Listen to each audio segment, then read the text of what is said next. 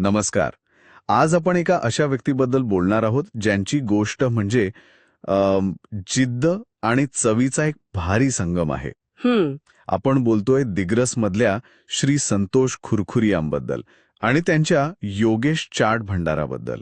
हो, ही माहिती आपल्याला सुधीर गोविंदवारांच्या सु गोस्ट चॅनलवरून मिळाली, बरोबर? अगदी. तर ही गोष्ट सुरू होते एका अगदी सामान्य घरातून, हम्म. पण मनात होतं की स्वतःचं काहीतरी करायचंय. हम्म. म्हणजे साधारण वयाच्या 25शीत, हम्म. जेव्हा बहुतेक जण नोकरी वगैरे बघतात. हो, स्थिरतेच्या मागे लागतात. बरोबर. तेव्हा संतोष भाऊ मात्र एका वेगळ्या शोधात होते. कोणता व्यवसाय करावा.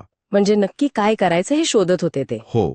मग त्यांना कशी दिशा मिळाली, काय प्रेरणा मिळाली आणि ती त्यांनी प्रत्यक्षात कसं आणलं हे जरा बघूया आज. निश्चितच. आणि आपण फक्त कष्टांबद्दल नाही बोलणार.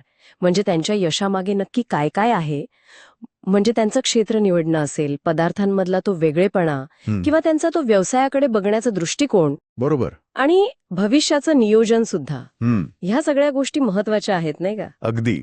त्यांच्या प्रवासातले महत्वाचे टप्पे कोणते होते ते जरा खोलवर जाऊन पाहूया. चला तर मग सुरुवात करूया त्यांच्या अगदी सुरुवातीच्या काळापासून. तर संतोष भाऊ आले एका सामान्य कुटुंबातून. म्हणजे आर्थिक परिस्थिती कदाचित फार चांगली नसेल. हो, पण मनात ती जिद्द होती उद्योजक बनायची. तीच महत्वाची. वयाच्या 25शीत ते फक्त विचार करत नव्हते, तर खरंच संधी शोधत होते. आणि याच प्रयत्नात ते पोचले अमरावतीला. अच्छा. अमरावतीला काय होतं की त्यांचे भाऊ तिथे ऑलरेडी चाटचं दुकान चालवत होते. ओहो, म्हणजे एक प्रकारे संधी चालून आली म्हणायची. तसंच काहीचं. तिथे त्यांनी फक्त टाइमपास नाही केला. जवळपास 2 वर्ष काढली तिथे. 2 वर्ष. हा काळ महत्वाचा ठरला असणार त्यांच्यासाठी. कसा? काय वाटतंय? कारण सूत्रांमध्ये काय म्हटलंय की त्यांनी मेहनत करून सर्व माहिती मिळवली. हो, हे महत्वाचं आहे.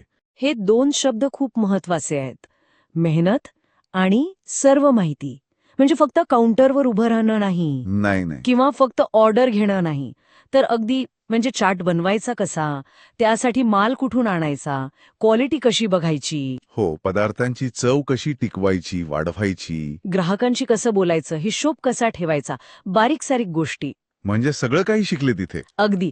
हे 2 वर्षांचं शिक्षण म्हणजे काय म्हणतात त्याला, कुठल्याही कोर्सपेक्षा जास्त महत्वाचं ठरलं असे. प्रॅक्टिकल ट्रेनिंग होतं ते. बरोबर. उमेदवारीचा काळ म्हणू शकतो आपण. प्रत्यक्ष कामातून शिकले ते. हो ना. आणि ही जी पायाभरणी झाली त्याचा फायदा पुढे दिसलाच. नक्कीच. मग अमरावतीच्या या अनुभवानंतर ते परत आले दिग्रसला. आणि मग त्यांनी सुरू केलं स्वतःचं योगेश चाट भंडार. ही मोठी स्टेप होती. भावाच्या दुकानात काम करण्यापासून स्वतःचा मालक होण्यापर्यंत. हो. आणि हे काही 1-2 वर्षापुरतं नव्हतं. आज जवळपास किती 22 वर्ष झाली असतील. हो, 22 वर्षाहून अधिक काळ ते हा व्यवसाय चालवतायत. इतकी वर्ष एकाच व्यवसायात टिकून राहणं, त्यातल्या त्यात फूड इंडस्ट्रीमध्ये, जिथे स्पर्धा खूप असते. हेच त्यांच्या कामाचं आणि क्वालिटीचं प्रतीक आहे, नाही का? अगदी. आणि त्यांच्या यशात पदार्थांच्या चवीचा वाटा तर आहेच मोठा. हो, म्हणतात की चव एकदम जिभेवर रेंगाळते. समोसा, साधा वडा आणि ती सांभारवाडी हे तर आहेतच फेमस. पण त्यांची खरी ओळख काही वेगळ्या पदार्थांनी पण आहे असं वाटतं. नक्कीच. कोणते पदार्थ? 2 पदार्थांचा उल्लेख तर करावाच लागेल. एक म्हणजे दहीवडा. अच्छा, दहीवडा. म्हणतात की पूर्ण दिग्रस शहरात त्यांचा दहीवडा फेमस आहे. म्हणजे लोक खास दहीवड्यासाठी येतात त्यांच्याकडे. वा. पण त्याहीपेक्षा जास्त इंटरेस्टिंग आहे तो गिल्ला वडा. काही ठिकाणी गिल्हा वडा असा पण उल्लेख आहे. गिल्ला वडा. हे नावच पहिल्यांदा ऐकतोय. काय खास आहे यात? खासियत हीच की हा पदार्थ, म्हणजे जी माहिती मिळाली आहे त्यानुसार, दिग्रस शहराबाहेर मिळतच नाही म्हणे. काय सांगताय? खरे काय? आता हे तपासून बघावं लागेल, पण जर हे खरं असेल तर विचार करा किती मोठी गोष्ट आहे. म्हणजे एका छोट्या शहरातल्या गाडीवरचा पदार्थ इतका युनिक की दुसरीकडे नाहीच. हो, म्हणजे संतोष भाऊंनी फक्त एक पदार्थ नाही बनवला, तर एक लोकल स्पेशालिटी तयार केली आहे. त्यांची सिग्नेचर डिश झाली ती. यालाच USP म्हणतात ना आजकाल, युनिक सेलिंग प्रोपोजिशन. अगदी. त्यांनी स्वतःचं आपलं एक वेगळं मार्केट तयार केलं की नाही? हे भारी आहे. म्हणजे फक्त चांगलं जेवण नाही दिलं, तर काहीतरी एक्सक्लुझिव्ह दिलं. हो, आणि यामुळेच त्यांची ओळख अजून पक्की झाली असणार. आणि यामुळेच ना ती एक समजूत आहे समाजात. तिला पण धक्का बसतो. कोणती समजूत? तीच की रस्त्यावर गाडी लावून किंवा छोटा व्यवसाय करून काय कमाई होणार. मोठी प्रगती तर मोठ्या व्यवसायातच होते. हो, अनेक जण कमी लेखतात अशा उद्योगांना. पण संतोष खुरखुण्यांची गोष्ट हे चुकीचं ठरवते. बरोबर. त्यांनी दाखवून दिलं की व्यवसायाचा आकार नाही, तर तुमची मेहनत, क्वालिटी आणि तुमचा दृष्टिकोन महत्वाचा असतो. सूत्रांमध्ये स्पष्ट म्हटलंय त्यांनी मेहनत केली. याचा अर्थ काय घ्यायचाय? म्हणजे काय?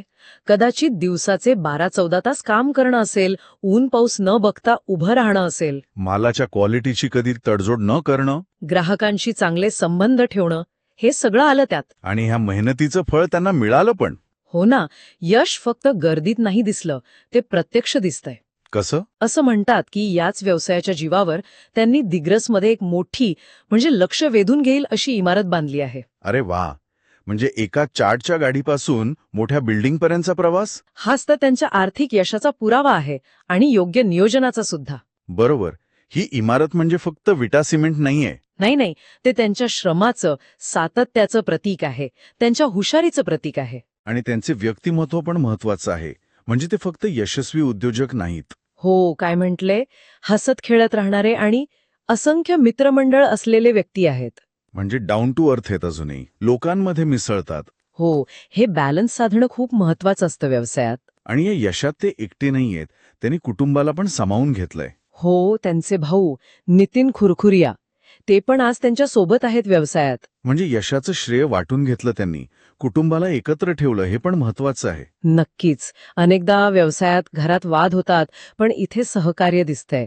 आणि याही पुढे जाऊन त्यांनी पुढच्या पिढीचा विचार केलाय. तो कसा? आपल्या मुलाला त्यांनी हॉटेल मॅनेजमेंटच्या शिक्षणासाठी कुठे पाठवलं? थेट गोव्याला. अच्छा, गोव्याला. हा निर्णय तर खूप विचारपूर्वक वाटतोय. हो ना, हे फक्त मुलाचं शिक्षण नाहीये, याचा संबंध त्यांच्या व्यवसायाच्या भविष्याशी पण असू शकतो. म्हणजे? अहो, हॉटेल मॅनेजमेंट म्हणजे फक्त स्वयंपाक नाही ना, त्यात मॅनेजमेंट येतं, मार्केटिंग, फायनान्स, कस्टमर सर्व्हिस सगळं येतं. हो, बरोबर. कदाचित संतोष भाऊंना वाटत असेल की भविष्यात या व्यवसायाला अजून प्रोफेशनल रूप द्यावं, त्याचा विस्तार करावा. किंवा काहीतरी नवीन सुरू करावा. हो, त्यासाठी लागणारं ज्ञान, स्किल मुलाकडे असावं. हा दूरदृष्टीचा विचार दिसतोय यात. म्हणजे व्यवसायातून जो नफा मिळाला तो फक्त खर्च नाही केला. नाही, तो पुन्हा कुटुंबाच्या भविष्यात आणि व्यवसायाच्या वाढीसाठी गुंतवला. हे एका मॅच्युअर्ड उद्योजकाचं लक्षण आहे. खरंच, हा सगळा प्रवास ऐकून थक्क व्हायला होतं. एक सामान्य परिस्थिती, हो, मनात फक्त इच्छा, हो, तिथून सुरुवात. मग 2 वर्षांचं ते ट्रेनिंग, हो, स्वतःचा व्यवसाय, हा, 22 वर्षांचं सातत्य, तो गिल्ला वडा, स्वतःची ओळख, मोठी इमारत, कुटुंबाला सोबत घेणं, मुलाचं शिक्षण. आणि आज श्रीमंत उद्योजक म्हणून ओळख. हा, हे फक्त नशिबामुळे नाही झालं. नक्कीच. अजिबात नाही. यामागे प्रचंड कष्ट आहेत, चिकाटी आहे, क्वालिटी जपण्याचा आग्रह आहे, योग्य वेळी योग्य निर्णय घेण्याची क्षमता आहे आणि बदल स्वीकारण्याची तयारी पण आहे. त्यांनी हे दाखवून दिलं की तुमची पार्श्वभूमी काहीही असो, हो, योग्य दृष्टिकोन आणि मेहनत असेल तर यश मिळवता येतं. त्यांच्या या प्रवासाला खरंच सलाम करावासा वाटतो. नक्कीच. तर आज आपण संतोष खुरखुरिया यांच्या योगेश चार्ट भंडारच्या निमित्ताने काय पाहिलं?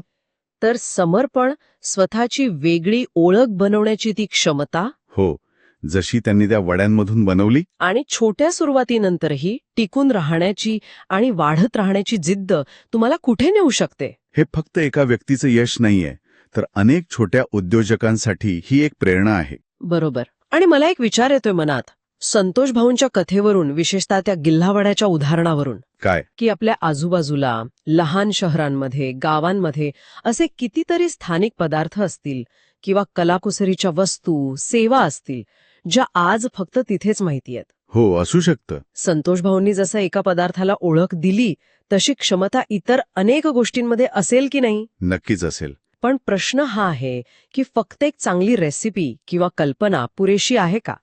की त्या स्थानिक गोष्टीला एका यशस्वी ब्रँडमध्ये बदलायला अजून काहीतरी लागतं?